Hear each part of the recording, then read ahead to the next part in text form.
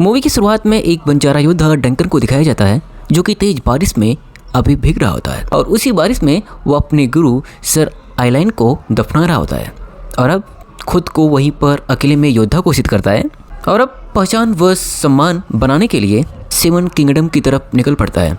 और अब काफ़ी दूर चलने के बाद रात में एक अस्तबल में रुकते समय उसकी मुलाकात एक छोटे से बच्चे से होती है जिसका नाम एग होता है, जहाँ वह खाना खाता है और उस छोटे से बच्चे को एक सिक्के के बदले अपने घोड़े को साफ करने को बोलता है और उसे चारा खिलाने को बोलता है। और अब डंकन जब यहाँ से जा रहा होता है तब वह छोटा बच्चा एक भी उसके साथ चलने को बोलता है, पर डंकन उसे नहीं ले जाता और उसे एक पैसे देकर वहाँ से भागने को बोलता है। और अब वह यहाँ से इस्बर्ट की राह पर निकल जाता है। दरअसल एक डंकन का शागिर्द बनना चाहता है और वह इस बात पर मना कर देता है। और जब डंकन इस्बर्ट पहुँचता है तब वहाँ पे प्रतियोगिता की तैयारी चल रही होती है और वहीं पर वह प्रतियोगिता के मास्टर से मिलता है और प्रतियोगिता में शामिल होने की बात करता है, पर उसकी हुलिया देखकर मास्टर उसे योद्धा मानने से मना कर देता है और बोलता है तुम्हारी सिफारिश कोई शाही घराना करे तभी तुम इस प्रतियोगिता में हिस्सा ले सकते हो। दरअसल यहाँ पर होने वाली प्रतियोगिता में सभी राजकुमार आ रहे होते हैं और अब डंकन अपनी सिफारिश के लिए मैनफ्रीड से मिलने जाता है, पर वह मिलने से मना कर देता है। दरअसल मैनफ्रीड घराने के लिए उसके गुरु काफ़ी समय तक उसकी सेवा किए रहते हैं, इसलिए वह मैनफ्रीड घराने के पास जाता है, पर वहाँ से उसे नकारने के बाद जब वह रास्ते से गुजर रहा होता है तभी दो योद्धाओं को वह लड़ते हुए देखकर डर जाता है और वह उसे भी लड़ने के लिए बुलाते हैं, पर वह बिना लड़े वहाँ से चला जाता है।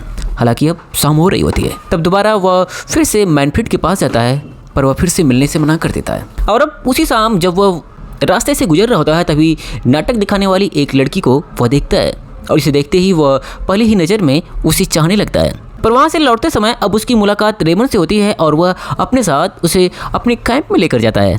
दरअसल यह वही रेमन होता है जो अपने भाई के साथ लड़ रहा होता है और अब अपने सरदार से उसकी मुलाकात करवाता है। काफ़ी समय तक बात करने के बाद डंकन की उससे दोस्ती हो जाती है, जहाँ लाइनर डंकन से अपने पुराने सफ़र के बारे में बताता है।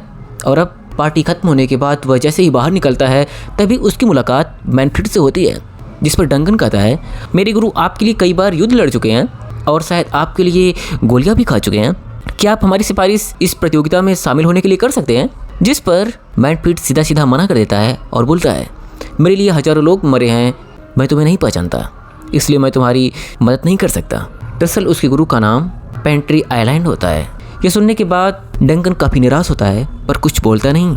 और अब जैसे ही रात होती है वह अपने घोड़ों के पास आता है, लेकिन जैसे ही वह अपने कैंप के पास जाता है खुले आसमान के नीचे, तभी वह छोटा बच्चा एक उसे वहीं पर देखता है, जिसे देखकर डंकन चौंक जाता है और पूछने लगता है तुम यहाँ पर कैसे आ गए? जिस पर एक बताता है वह एक बैलगाड़ी में छिपकर यहाँ पर आ गया है। यह सुनकर डंकन उसे गुस्सा तो होता है और उसे वापस छोड़ने की भी बात करता है, पर वो लड़का वापस नहीं जाता और रिक्वेस्ट करता है अपना शागिर्द बनाने के लिए। इस बात पर डंकन उसे शागिर्द बनाने के लिए एक शर्त रखता है और कहता है मैं जो भी कहूँगा उसको तुम्हें मानना पड़ेगा और मेरे पास इतने पैसे भी नहीं है कि मैं तुम्हें अच्छे कपड़े दे सकूं, पर हाँ तुम्हें भरपेट खाना जरूर दिया जाएगा। इस पर लड़के ने खुशी खुशी हाँ में सिर हिलाया। यहीं से कहानी अब फ्लैशबैक में चल जाती है, जहाँ पे अब हमें डंकन के गुरु को दिखाया जाता है जो एक कमरे में जंग लड़ रहे होते हैं और उन्हें डंकन को तलवारबाजी सिखाते हुए दिखाया जाता है। और अब दूसरे सीन में डंकन को दिखाया जाता है जहाँ फिर से डंकन एक दूसरे शाही घराने में मदद मांग रहा होता है, पर कोई भी डंकन की मदद नहीं करता। और तभी वहीं पर ड्रैगन घराने के योद्धाओं की एंट्री होती है, जिनका सरदार बैलेटा एरियन होता है। और अब इन्हें देखकर डंकन उनसे भी मदद के लिए मिलता है और अपने गुरु के बारे में बताता है। दरअसल उसके गुरु ड्रैगन परिवार के लिए भी काम कर चुके होते हैं, इसलिए डंकन को उम्मीद होती है कि शायद ड्रैगन घराना उसकी मदद करे। दरअसल उसके गुरु एक बंजारा योद्धा होते हैं और वह सभी घरानों के लिए लगभग काम कर चुके होते हैं। हालांकि अपने गुरु का नाम बताने के बाद उसे ड्रैगन घराना मंजूरी दे देता है, पर डंकन के पास अब भी न तो हथियार होता है और न ही कवच, और लड़ने के लिए सबसे ज़रूरी होता है कि उसके पास खुद का हथियार हो। और तभी वह उस लड़की के पास जाता है जो कि एक कलाकार होती है और अपने लिए एक ढाल बनाने की बात करता है। दरअसल वह खूबसूरत लड़की कठपुतली बनाकर उसमें रंग भरा करती थी और उस लड़की का नाम पेंसिल होता है और वह बहुत ही लाजवाब कारीगर भी होती है और इसीलिए वह उससे अपनी ढाल की मरम्मत के लिए बोलता है, जिस पर वह मान भी जाती है। और अपने कवच के लिए वह कवच निर्माता से मिलता है, पर वह उससे 800 सिक्के मांगता है, जो कि जाहिर है डंकन के पास नहीं था।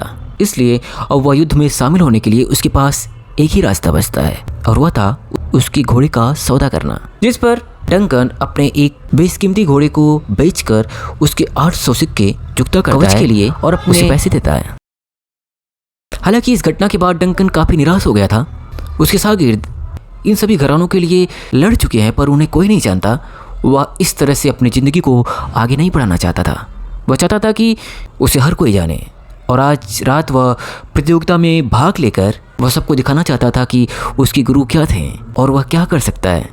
वह गुमनामी में मरना नहीं चाहता था। दरअसल इस प्रतियोगिता में अगर वह जीत जाता है तो उसे कोई ना कोई शाही घराना अपने सैनिक टुकड़ी में रख लेगा, ऐसा डंकन सोचता था। पर एक जो छोटा बच्चा था वह उसे बताता है कि शायद जीतने के बाद भी तुम्हें कोई शाही घराना कभी नहीं अपनाएगा।